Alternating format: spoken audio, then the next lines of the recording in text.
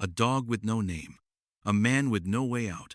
One trapped in a cold basement, tied and blindfolded. The other astray with broken paws and a memory of love long buried. No badge, no partner, no command, just instinct. And when everyone else gave up on Deputy Cole Harris, a forgotten German shepherd did not. He heard the silence. He saw through the dark. And what he did next will restore your faith in loyalty and in second chances. If you believe that no hero should ever be abandoned, man or dog, hit that subscribe button. What you're about to witness might just stay with you forever. The snow had fallen heavily the night before, burying the edge of Red Hollow, Montana beneath a thick white silence. The air was brittle, sharp with ice and the scent of pine, and the sun, just beginning to rise, barely managed to break through the iron-cold clouds. It was early January, the kind of morning when even the wind seemed tired, too frozen to howl.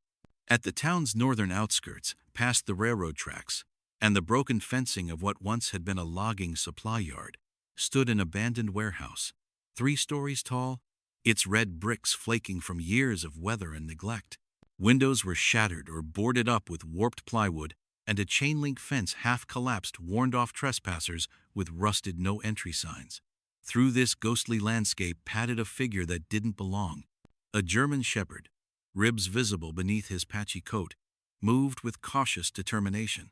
His name, once etched on a collar now long gone, was Ranger, though the world hadn't called him anything in over a year. About 7 years old, Ranger had once been a certified search and rescue dog, trained to find lost hikers in the mountains and survivors in rubble. His thick coat, now weather-beaten and caked with snow, had once gleamed black and tan. His right ear bore a small notch, a scar from a rockfall during a rescue drill years ago. His eyes, amber-ringed and alert, still held the intelligence and discipline of the soldier he used to be. But war wasn't what broke him. It was loss.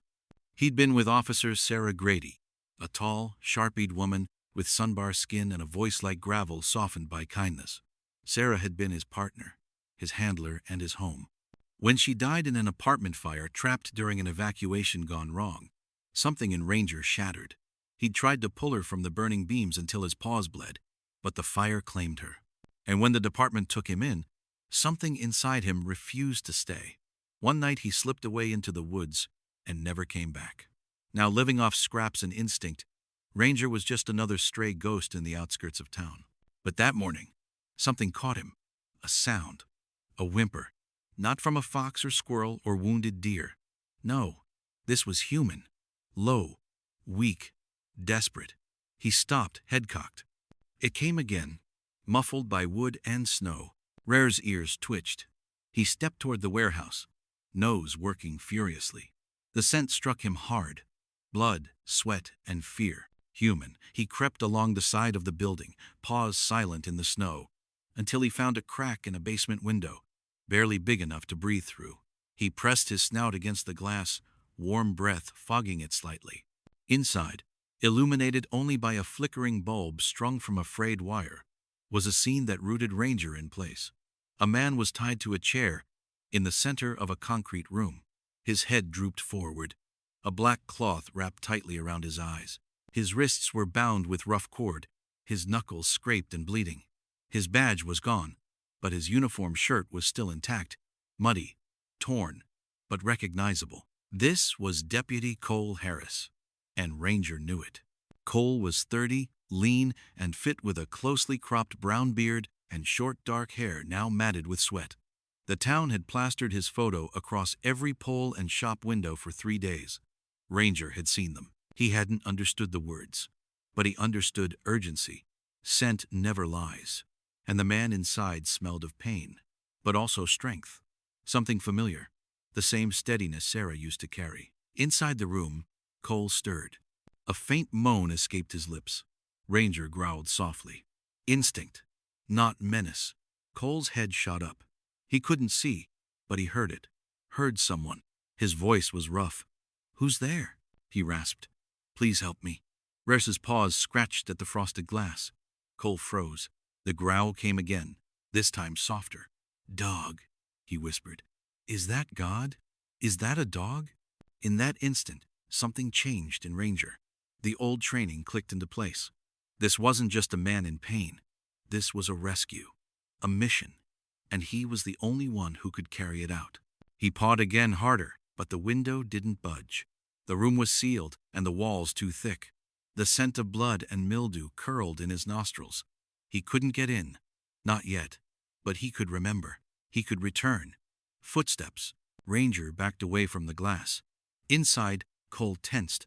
The bulb flickered as shadows moved beyond the frame. The captor was coming back.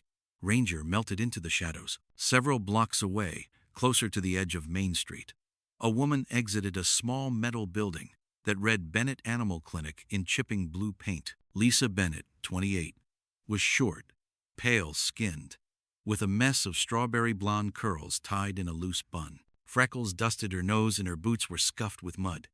Lisa had a calm, warm demeanor, but a guarded look around her eyes, baggage left from years tending to animals people gave up on. She had grown up in Red Hollow, left for vet school, and returned after her father passed, inheriting the clinic and his habit of feeding strays behind the building. That morning, she carried a dish of kibble and a thermos cap of water. She placed it on a cement slab behind the clinic and whistled softly. "Come on, soldier," she murmured. "You've earned breakfast." To her surprise, the big German shepherd approached, limping slightly, eyes wary, but fixed on her. She squatted low, offering space and patience. "You look like hell," she said gently. Ranger didn't eat right away. Instead, he dropped something at her feet. Lisa blinked. It was a mud-crusted shoe, torn, wet, and clearly used. As she picked it up, she froze. The leather bore a patch, an emblem, a silver star with a pine tree. She had seen this before. It was the standard issued duty boot for the Red Hollow Police Department, and someone had bled in it. Ranger took 2 steps back, eyes steady on hers. Then, without a sound, he turned and disappeared into the falling snow. Lisa stared at the shoe, heart pounding. She knew what she had to do. She reached for her phone. Lisa Bennett sat at her desk in the back of Bennett Animal Clinic, the fluorescent light overhead flickering with an irregular buzz that had been driving her mad for weeks. The smell of antiseptic and fur lingered in the air, but all she could focus on was the muddy boot now resting on a blue towel beside her keyboard. She had cleaned it just enough to make the logo legible Silver Star pine tree crest. It wasn't just any boot. It was Red Hollow Police Department issued. The faint traces of dried blood near the tongue and heel made her stomach twist. She clicked her laptop open and pulled up the local news stream. Snow continued to fall steadily outside, blanketing the small mountain town in a hushed white stillness. The video on the screen buffered, then played. There he was, Deputy Cole Harris, age 30, a last seen on patrol 3 nights ago. Radio contact lost, just before 11 p.m. No sign of struggle, no suspect, no vehicle, no body, just a good cop who vanished into the dark. Lisa's jaw clenched. She wasn't close to Cole, but she remembered him from town events. He was the kind of man who always greeted kids by name, the kind who returned lost dogs even after his shift ended. She remembered him crouching down once to hand a granola bar to a runaway stray behind the clinic, a German shepherd, no less, the same one she just fed. Her heart pounded as the connection hit her in full. The bell above the clinic door chimed as she grabbed her phone and dialed. The voice on the other end picked up in a low drawl. "Red Hollow PD, this is dispatch. This is Lisa Bennett from the vet clinic," she said, breath short. "I think I have something. I've found a police boot, one of yours. I think it might belong to Cole Harris." There was a pause. "You sure it's not from one of the patrol guys?" "It's not. There's blood on it, and a dog brought it to me. A German shepherd. No tags." Another pause. Then, "Stay where you are. We're sending someone." Within 20 minutes, the door opened again. A tall man entered, shaking snow off his brown sheriff's coat. His lined face was framed by a short white beard, and his expression was more tired than stern. Sheriff Mason Briggs, 62, had served Red Hollow longer than most people had lived there. Known for his quiet demeanor and stubborn instinct, he was the kind of man who believed in long pauses before decisions, and in finishing a cup of black coffee before reacting to emergencies. He took off his gloves and looked down at the boot Lisa handed him. "You said a dog brought this?" Lisa nodded. "German shepherd, male, looked malnourished. Old scar on his right ear, limped slightly, but he was focused like he had a mission. Briggs grunted softly, turning the boot over. This is Cole's size, his name still marked on the inside lining. He looked up. Where exactly did the dog go? Lisa gestured toward the rear alley, north toward the treeing and old lumber yard. Briggs exhaled slowly. That place hasn't seen a soul since the timber plant closed 12 years ago. Locals call it dead ground. I think that dog wants you to follow him, she said quietly. Briggs looked at her, then back at the boot. He nodded once. That afternoon, a meeting convened in the back office of the station. Officer Dean Stokes, late 40s, stocky and clean-shaven with a permanent scowl, leaned against the map of Red Hollow's north quadrant. He jabbed a finger at a shaded square. This is the warehouse compound. 3 buildings, partially collapsed. 0 active leases. Patrol there was over 2 years ago. Across the table sat Sergeant Claire Durham, 34, lean and precise, with close-cropped hair and a tactical mind honed in state police. She flipped through the forensics photos of Cole's locker. If someone took him and they're holding him close to town, that's the only place that doesn't show up on heat maps or traffic cams. Briggs entered the room holding up the boot in a clear evidence bag. This was brought in by a stray this morning covered in blood. Belongs to Cole. He let that settle before adding, dog led west from Lisa Bennett's clinic. Same direction as the lumberyard. Stokes frowned. A stray dog's our only lead. Briggs met his eyes. It's more than we had yesterday. Claire nodded. Then we work with it. Briggs tapped the map. We'll keep it quiet for now. No alerts, no news leaks, just prep a search team for dawn. That's our window before the next front rolls in. That night, Lisa stood at the back of the clinic, snow crunching under her boots. She left a small dish of warmed stew and a fresh wool glove beside it. The wind cut through her jacket and she hugged herself tight. Where are you, boy? She whispered. Far off, just beyond the frost-furred fence, a dark shape moved. 2 amber eyes blinked in the dark, then vanished. She smiled. Back at the warehouse, darkness reigned.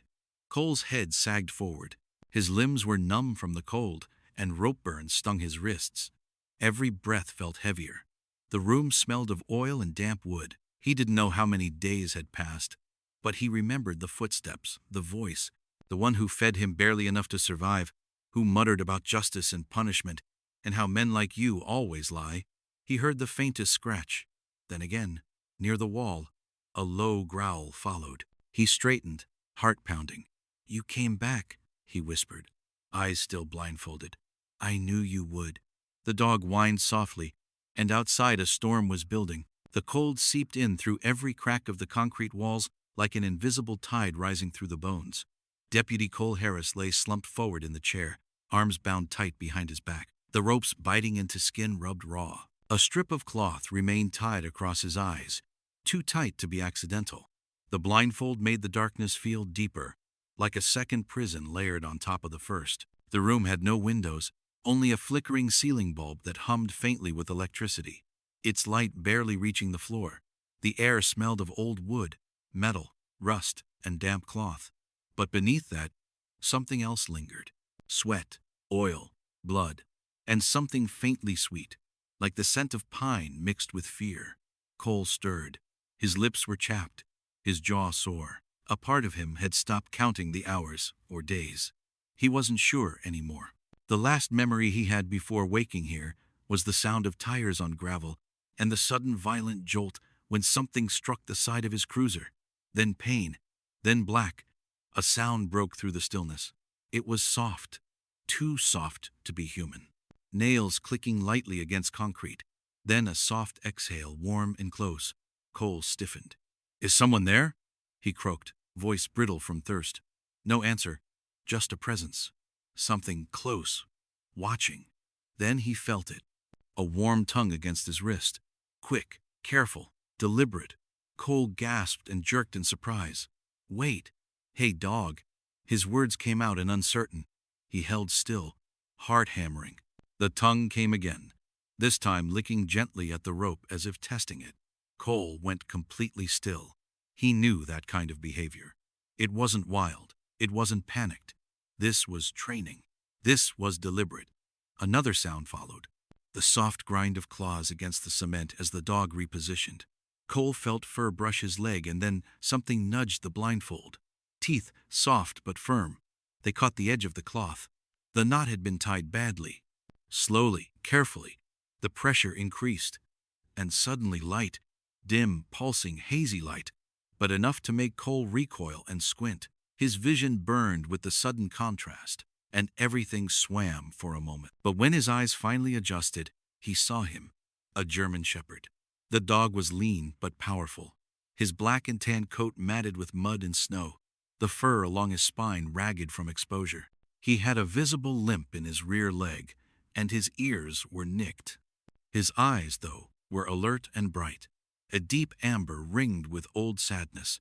He looked like he had seen too many winters alone. Cole choked back emotion. "You, where did you come from, boy?" The dog just stared at him, ears perked. Then he padded forward and sniffed the rope at Cole's feet. "Smart," Cole whispered. "You trying to help me out of this?" The shepherd didn't respond. He merely circled once, then sat beside Cole with military stillness as if guarding him. Back at the Red Hollow Police Department, Sergeant Claire Durham stood in the tech room staring at a paws video frame. She pointed at the screen there. "Rewind. 5 seconds. Officer Matt Reyes, the department's newest recruit, a 26-year-old with a wiry frame, dark-rimmed glasses, and a degree in digital forensics, tapped a few keys. He had a calm, precise demeanor, often quiet, unless prompted, and spoke with a low, thoughtful cadence. "That's the shepherd again," he said. At same time frame Lisa mentioned, "He's crossing County Road 12 carrying something." Claire leaned in. "Can you zoom in?" The grainy image adjusted. In the shepherd's mouth dangled a single boot, clear tread, dark leather, blood along the collar. "That's Cole's," she murmured. Reyes tapped the timestamp. This was 4:47 a.m. Yesterday, roughly 90 minutes before Lisa Bennett reported it. Claire crossed her arms. So, the dog found Cole first.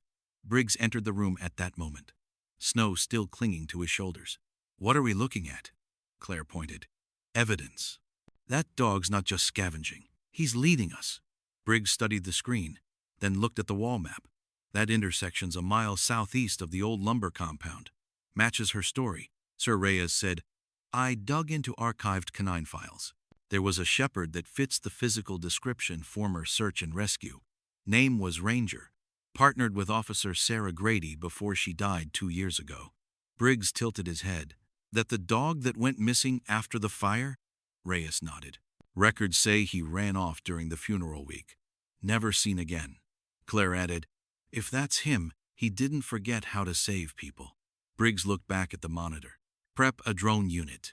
If he's out there again tonight, I want eyes." Meanwhile, back at the warehouse, Ranger stood, ears twitching. He had heard something. A vibration in the floor. A creak above. Someone was coming. Cole stiffened. "What is it?" he whispered. Ranger let out a low growl and moved toward the door. His body lowered into a defensive crouch. Hackles raised. Cole's heart pounded. "You should go," he murmured. "Get out of here before he sees you." But Ranger didn't move. He stayed. The footsteps stopped just outside the door. Then a scraping sound. A metal latch being slid. Then silence. Cole barely breathed, but the door didn't open. Whoever it was, they had changed their mind for now. At the edge of town, Lisa returned to the back of the clinic, checking the food bowl she'd left. Empty. She smiled faintly, then noticed something new in the snow. A paw print, and beside it, a drop of blood. Her smile faded. She turned and walked quickly back inside. The flickering light bulb swung gently overhead, casting dancing shadows on the damp concrete walls. Deputy Cole Harris blinked hard against the dim illumination, pupils adjusting slowly after hours, maybe days of forced darkness. The rough cloth that had blinded him now lay slack around his neck, gnawed through with quiet determination by the dog, who now sat directly in front of him, upright and alert. The German shepherd's eyes were a deep, soulful brown, ringed in amber and heavy with memory. They didn't flinch, didn't search for approval. They simply watched. Loyal, steady. Ranger had chosen him. For a moment, Cole forgot the ropes burning into his wrists, the ache in his back, the numbness in his legs. All he could focus on was the dog's presence. How familiar it felt. Despite never having met him, he let out a long, shaky breath. "Thank you," he whispered, voice dry and hoarse. "You got me seeing again." Ranger tilted his head, ears twitching. Then he moved. With sudden urgency, the dog padded toward the door of the basement chamber and let out a low, sharp bark. Then another louder, echoing down the cement hallway beyond. His tail stood stiff, every muscle tense. He was calling for help. Cole sat up straighter in the chair. "You trying to call someone?" he asked, voice trembling with new hope. "Smart boy, keep doing it." Ranger barked again, the sound resonating off the walls. At the Red Hollow Police Department, Lisa Bennett stood in the narrow hallway outside the tech office, her coat damp from melted snow. She held a thick manila folder in her arms and a soft frown on her face. When Sergeant Claire Durham stepped out to greet her, Lisa handed over the file. "I dug through my old records," Lisa said. "Eddie, photos, notes, intake forms. This is everything I had on a dog that matches your stray black and tan shepherd. Male, about 7 years old, trained responses, left ear scar, minor hip imbalance in the right rear leg. I used to treat a dog just like him. Name was Ranger." Claire scanned the documents, nodding slowly. "We've had him identified through canine records. He was assigned to Officer Sarah Grady's unit 2 years ago." Lisa exhaled. "I remember Sarah. She brought him in once after a wildfire deployment. Said he saved a child stuck under a collapsed shed. He wasn't just a good dog. He was surgical." Claire's expression softened. "She died in that apartment collapse, right?" Lisa nodded. "He disappeared the day of her funeral. Just vanished." At that moment, Officer Matt Reyes poked his head out from the tech room. "Got something?" Motion sensor from drone feed picked up activity near the southern corner of the lumber yard. Shepherd Sizz, shape moving east to west, stopping near a basement vent. He pulled up a grainy thermal image, showing a warm-bodied silhouette alongside a much larger cold structure. Claire turned to Lisa. "Your dog might have just led us to Cole." Lisa felt her chest tighten. "Then don't waste time." Back in the warehouse, Cole flinched at the sound of footsteps above. Ranger stopped barking and lowered his body into a crouch near the stairwell. Ears flattened. The heavy footfalls slowed. 1, 2, then silence. Cole whispered. "That's him, isn't it?" Ranger didn't make a sound, but the stiff posture and tight eyes confirmed it. The door didn't open. Instead, a sharp bang rang out from deeper in the building, metal against concrete. A signal? A warning? Cole couldn't tell. Ranger stepped away from the stairs and returned to Cole's side. He sat again, touching his nose briefly to Cole's bound hands as if to say, "Hold on." Meanwhile, in the command office at Red Hollow PD, Sheriff Mason Briggs leaned over the map of the lumberyard, glasses slipping down his nose. His weathered hands hovered above the grid of paper. "This compound has 4 main structures," he said. "One of them collapsed in '09. The basement's still stable, barely. If the dog's hanging around that spot, that's where we start." Claire tapped a red mark near the loading dock. "We deploy here. Quiet approach, no sirens." "We want Cole alive," Briggs grunted. "Then we better move before that storm front does."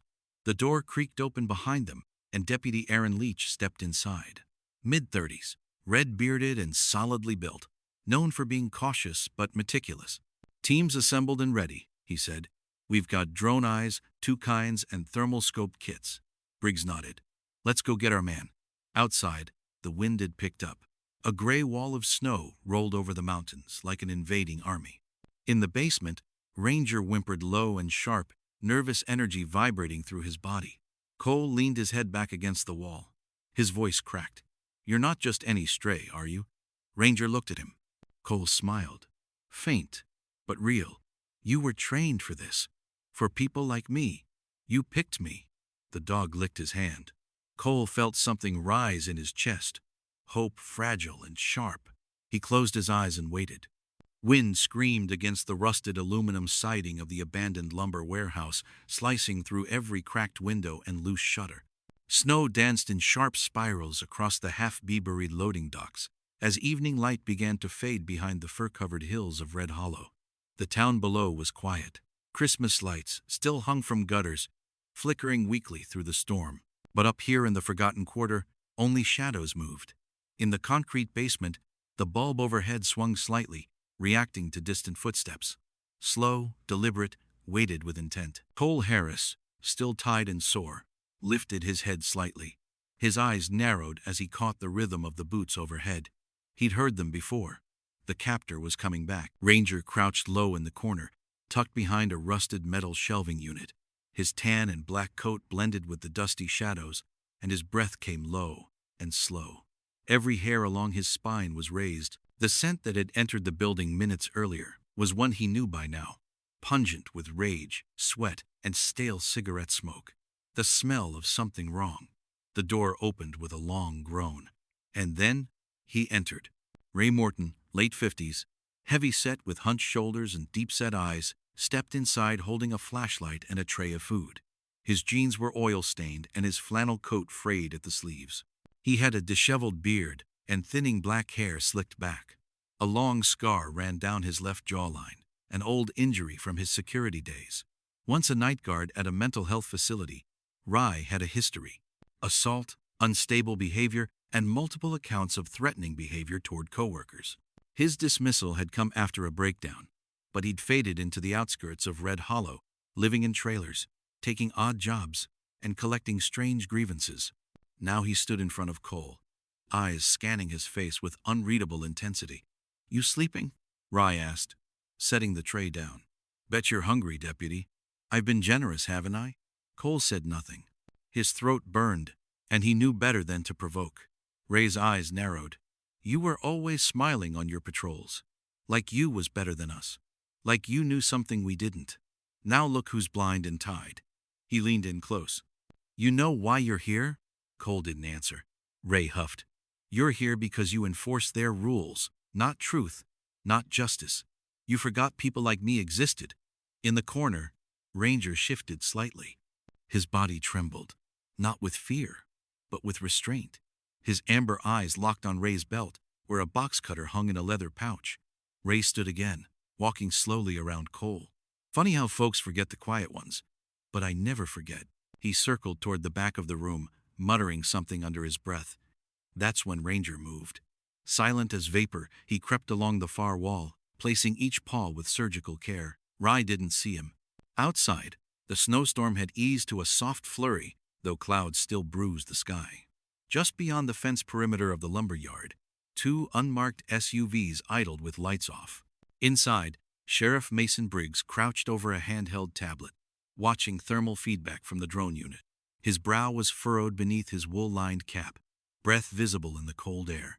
To his left stood Sergeant Claire Durham, bundled in tactical gear, a short-barreled rifle slung across her chest. Her boots were silent on the frozen ground, and her gaze never left the building. "We've got movement in the basement again," she said. "Warm body just entered. Larger build. Likely male." Briggs nodded. "That's him." Deputy Aaron Leach, red-bearded and calm under pressure, stood further back, directing officers with hand signals.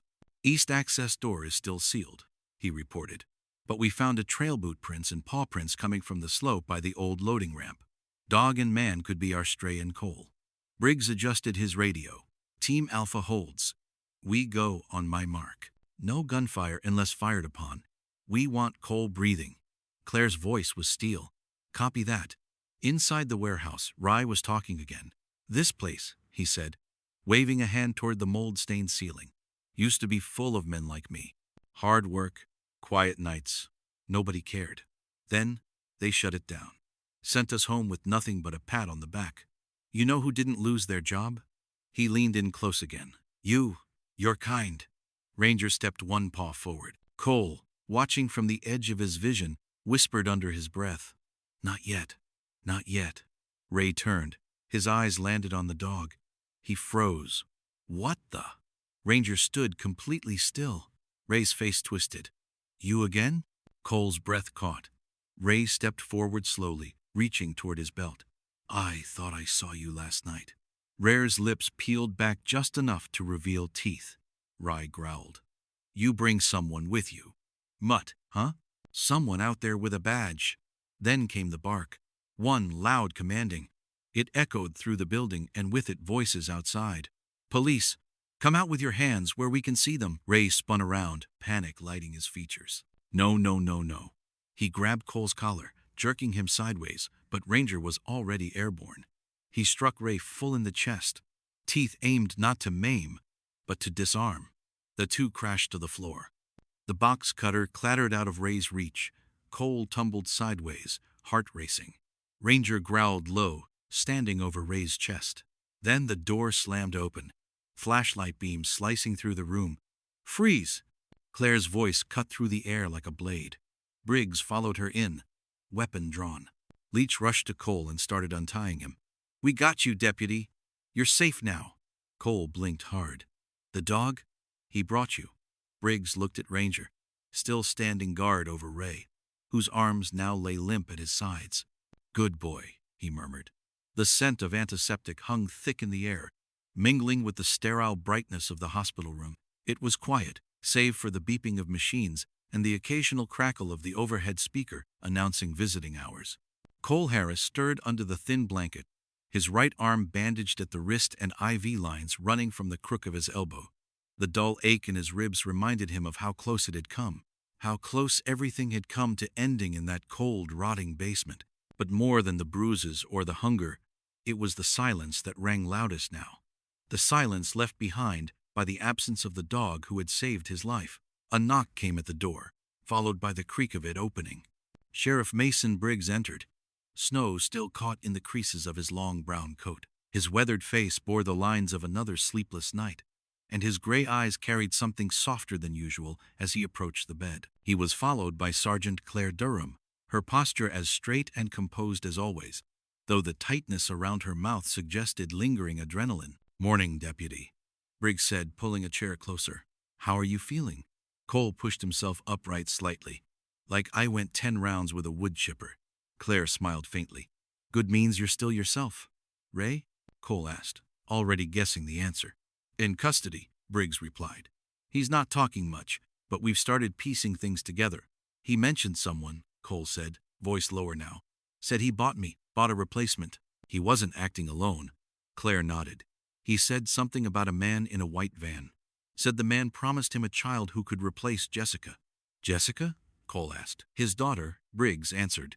"Died 3 years ago, in a car crash. Lost his wife the same day. Looks like he never came back from that." Claire added, "He's not stable enough to be our mastermind. And if someone else really handed you over, we're dealing with something bigger." Cole let that sink in. Then, after a pause in the dog, Briggs shook his head. "Gone. Our guys saw him bolting toward the woods just as we got Cole out. Disappeared before we could tag him." Claire looked at Cole. "You said he was trained." "More than trained," Cole said. "He knew how to flank, when to stay low. He watched for commands even when I couldn't give them. He was a pro." Briggs exchanged a glance with Claire. "That fits with what we learned from Lisa Bennett." Cole raised an eyebrow. "The vet?" Claire nodded. "She brought in medical records this week. Old ones. She used to treat a canine named Ranger. Belonged to Officer Sarah Grady." "Sarah Grady?" Cole whispered. "I remember her. She died in the building collapse 2 years ago. Ranger disappeared after her funeral." Briggs said, "No one's seen him since until now." Cole leaned back, the truth settling heavily into his chest. Then he didn't just survive. He remembered who he was. Across town, the windows of Lisa Bennett's small cabin fogged with the steam of a boiling kettle. The place was warm and cluttered. Lived-in books stacked along low shelves. A wool blanket draped over a threadbare couch. At the foot of it sat a blood-stained fleece pad folded with care. Lisa knelt beside it now, gently scrubbing the dried smear of red with a wet cloth. She didn't cry. Lisa wasn't the crying kind, but her movements were slow and reverent. Ranger had lain here once, just 2 nights before bringing the boot to her. She remembered the way he had watched her, not like a stray, but like someone who understood the space he entered. He hadn't begged. He'd waited. A voice called from the other room, "Hey, Lisa." It was Danny Farrow, her neighbor and longtime friend. 40s, bearded with a wiry frame and soft eyes, often seen in grease-streaked overalls from his auto repair shop. He stepped into the living room holding 2 mugs of tea. "You okay?" he asked, setting one down beside her. She nodded. I'm fine. Just thinking about the dog. Lisa looked up. He's not just a dog, Danny. His name was Ranger. He was canine. Saved that deputy's life. Danny sat beside her. Then where is he now? She didn't answer at first. Then out there watching, healing, waiting for someone to come find him. Danny sipped his tea. Then we will. At the Red Hollow station, the interview room was lit by a single bulb above a scratched metal table. Ray Morton sat in a gray t-shirt, staring down at his hands, unmoving. His eyes were glazed, half-lidded, expression flat. Claire Durham sat opposite him, her notebook open, but untouched. You said someone brought the deputy to you, she said. Who? What was his name? Ray didn't respond. Was it the man in the white van? She prompted. You mentioned him. Ray blinked slowly. Then almost to himself he whispered. He said he could fix it. Give me another, Jessica. Said the ones nobody missed were the best ones. Like strays. Claire stiffened. What does that mean? Ray looked up at her for the first time. A broken smile on his face. They all just strays. Nobody misses them if they don't bark. Outside the room, Briggs turned away from the one-way mirror. Get a photo line up on missing children. Any unsolved abductions from the last 5 years in the Tri-County area. Officer Matt Reyes, standing nearby, nodded. Already started, Sheriff. Briggs's voice dropped. And tell the FBI. This is bigger than we thought. That night, under the heavy silence of the forest, a figure moved through the trees. Ranger walked slowly, favoring one paw, eyes scanning the ridgeline. He was tired, he was hurt, but he was alive. He came to a stop near the ridge above Red Hollow and lay down on a flat stone. He looked back once toward the valley, where the town glowed soft orange in the night, and closed his eyes. For now, his mission was done, but he would not be forgotten. The morning light over Red Hollow carried the heavy stillness of winter. But inside the sheriff's office, the atmosphere was tense with movement. Files lay open on every desk, the whiteboards filled with scribbled names and blurry license plates. In the center of the briefing room, Sheriff Mason Briggs stood with his hands clasped behind his back, his lined face tight with focus. The recent statements from Ray Morton, disturbing in both content and implication, had cracked open something far larger than one man's madness, and now they had to follow the shadow it left behind. Ray wasn't acting alone, Claire Durham said, pointing at a series of overlapping circles on the projector screen. Her tone was clinical, crisp. He received instructions from a burner phone registered out of state. Signal pings show contact near a decommissioned scout camp west of the highway off-grid for years. Easy to conceal vehicles. Beside her, Agent Mike Hanley, mid-40s, clean-cut with close-cropped gray hair and a no-nonsense demeanor, nodded. Hanley had arrived from the FBI's Missing Persons Unit the night before. His suit jacket never seemed to wrinkle, and his steel blue eyes missed nothing. Our intel cross-referenced similar cases. Same Mo victims marked as invisible runaways, addicts, isolated residents, or people like Cole. This isn't random, Briggs frowned, rubbing the side of his jaw. And the van confirmed sighting near Cold Pine Scout Camp 3 nights ago, Hanley replied. Trail came, showed it parked along the tree-ine. Driver not identified, face covered, vehicle registered under a fake ID. Do we have probable cause for surveillance? Hanley's response was simple. We already started. Elsewhere in Red Hollow, Lisa Bennett crouched at the edge of the woods behind her clinic. She wore a heavy plaid coat, gloves too big for her fingers, and snow-stained jeans. Her expression was intent as she pinned another scrap of flannel to the branch of a low-fir tree. It fluttered faintly in the breeze. A few feet away, Danny Farrelline, wind-bee burned, bundled in layers of oil-stained canvas, unpacked a sealed container of cooked chicken into a shallow tin dish. This the last one? He asked. Lisa nodded. It's the trail he took before. I think his memory still holds. Danny gave a sideways smile. He's a dog, Lisa. You're talking like he's a ranger for real. She didn't look up. He is. They worked in silence, lining the route from the woods back toward the edge of town. Lisa had mapped it based on the direction Ranger had vanished after the rescue. She'd marked it with cloth strips scented with lavender oil and tiny pieces of the shirt Cole had been wearing. Familiar smells tied to safety. The vet and her new animals ran from trauma. But the part of her that had once buried her own dog knew some came back if given reason to believe they were wanted. As they reached the last bend in the trail, Danny paused, lifting his hand. "Lisa," he whispered. She turned. A figure stood at the tree-een. Ranger! His coat was muddier now, his body leaner, ribs pressing slightly under his skin. But his eyes, sharp, amber, steady, met hers, and did not waver. Lisa dropped to a knee. "Ranger," she whispered. He didn't run. She held still. Ranger took one cautious step forward, then another. Then he was running, and moments later, he was in her arms. That afternoon, back at the sheriff's office, Ranger sat quietly in a corner of the conference room, a fleece blanket beneath him. He didn't wear a collar. His eyes moved slowly, watching each person without fear, just alert understanding. Lisa sat beside him, hands folded in her lap.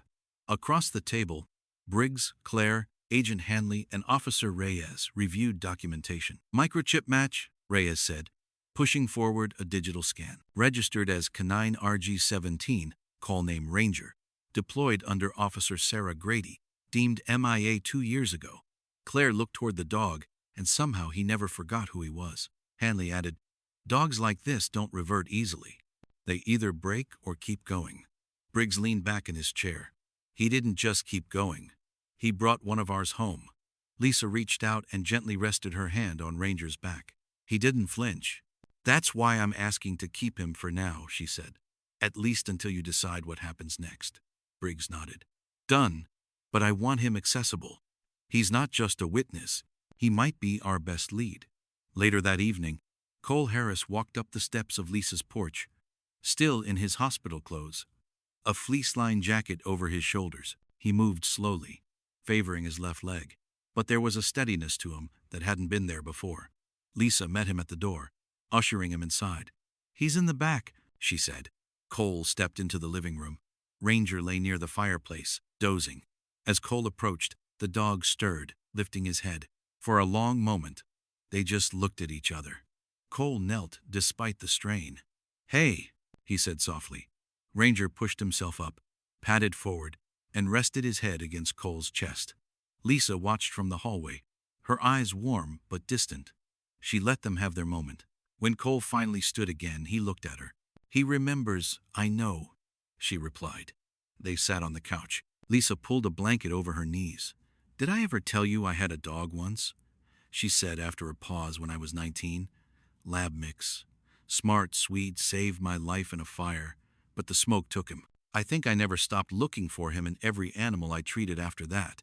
But Ranger, he feels different. Like something came back." Cole nodded.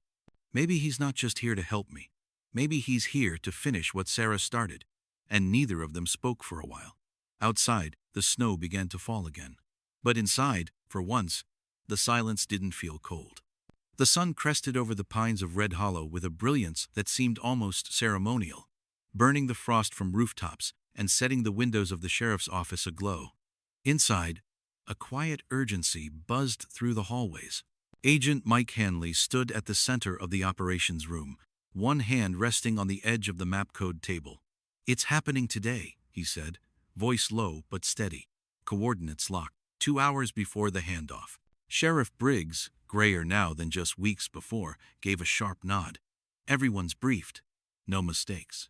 In the corner, Ranger sat alert, ears pricked, gaze fixed on the projection of the wooded scout camp, where the white van had last been spotted.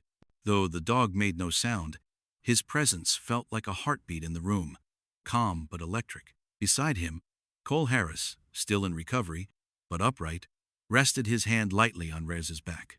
"He's ready," Cole said quietly. The road into Cold Pines was cloaked in silence. Snow muffled tires and footsteps alike. The FBI tactical team, clad in charcoal gear, moved like shadows between the trees. They weren't the only ones. Ranger led them nose to the ground, navigating scent trails invisible to the human eye. Behind him, Cole walked with measured steps, his breath ghosting in the air. Though still on leave, he'd been granted special approval to accompany the team. Ranger had responded only to him in training simulations, and no handler could replace what had been forged in that warehouse days ago. The team reached a clearing. Parked beneath a collapsed wooden structure was the white van. Hanley raised a fist. The team halted. Cole crouched beside Ranger, who was tense, tail stiff and head tilted, ears twitching at sounds Cole couldn't hear. Then, with a soft growl, Ranger moved forward, weaving behind crates, pausing only to check the air.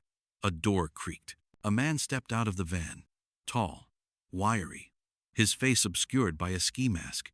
He carried a clipboard in one hand, his other shoved deep in his coat pocket. As he moved toward a stack of pallets, another figure emerged, shorter, broader, clearly armed. Hanley's voice crackled softly over the radio. "Hold." But Ranger suddenly veered left toward the back of the van. He stopped at the rear door and barked once, sharp and deliberate. Cole's blood ran cold. That bark wasn't an alert. It was a warning. Hanley gave the signal. The team surged forward. The taller man spun, dropped the clipboard, and reached for his waistband, but he was too slow. Within seconds, both suspects were disarmed, cuffed, and face down in the snow. Hanley yanked open the back doors of the van. Inside, curled in opposite corners, were two children, a girl and a boy, no older than 9. Their wrists zip-tied, faces pale but conscious. The boy whimpered. The girl just stared wide-eyed, until Ranger leapt into the van, lay between them, and licked the boy's cheek. The tension cracked. The girl sobbed. The boy reached out, trembling, and touched Rare's fur. The news broke within hours. Helicopters circled Red Hollow. The rescue footage grainy, trembling. Reels showed Ranger climbing from the van, children clinging to his neck, and agents streaming in behind.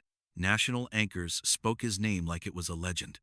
But back in town, things moved quieter.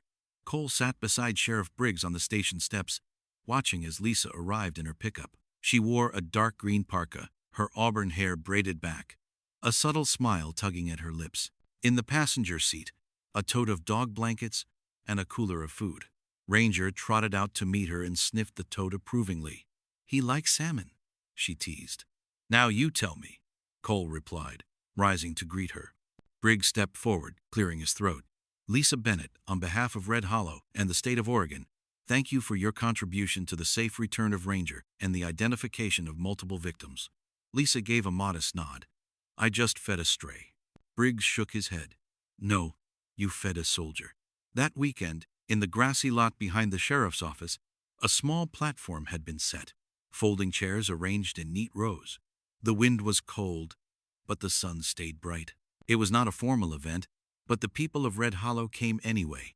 Shopkeepers, students, firefighters, old women with wool scarves and war medals. At center stage stood a new badge, not a metal one for a man, but a collar tag engraved with the canine seal. It read, "Ranger, Red Hollow Sentinel."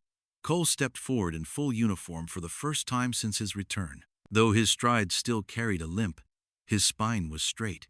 He knelt before Ranger, and with steady hands affixed the tag to the dog's collar. "Do you accept the call to serve again?" he said softly, more ritual than question. Ranger barked once. Applause broke out. From the crowd, Lisa wiped her cheek and said under her breath, "That's my boy." In the months that followed, Ranger walked every beat beside Cole. He wore his vest again, this time without scars beneath it. Children in town waved when they saw him. Locals left dog treats by the station door. When the night shift grew long and the woods grew cold, Ranger didn't flinch. He was back, not as a stray, not as a ghost of a lost partner, but as a guardian with a new vow. And Lisa, she opened the Second Chance Project, a training program for stray dogs with potential, many pulled from shelters or rescued from abuse. Ranger was the face of the program. Every Saturday, Cole brought him to the field for demonstrations, and the kids came running. They called him the Sentinel now, not just for what he'd done, but for what he still stood watch over. Sometimes God doesn't send angels with wings. He sends them with fur, 4 paws, and a heart that refuses to give up. Ranger was once lost, a forgotten soul wandering through darkness. But even in the shadows, God lit a path. That path led him not only to save others, but to be saved himself. His journey reminds us that no matter how broken we are never beyond redemption. There is a purpose waiting, even for those the world has turned away. In your own life, never underestimate what kindness, patience, and faith can awaken. You may not wear a badge, but your love might be the very miracle someone else is praying for. If this story touched your heart, share it with someone who needs hope. Comment, "Oh men," below if you believe every soul, human or animal, deserves a second chance. Subscribe to our Animals Too channel for more true stories of grace, courage, and the silent guardians walking among us. May God bless you and protect those you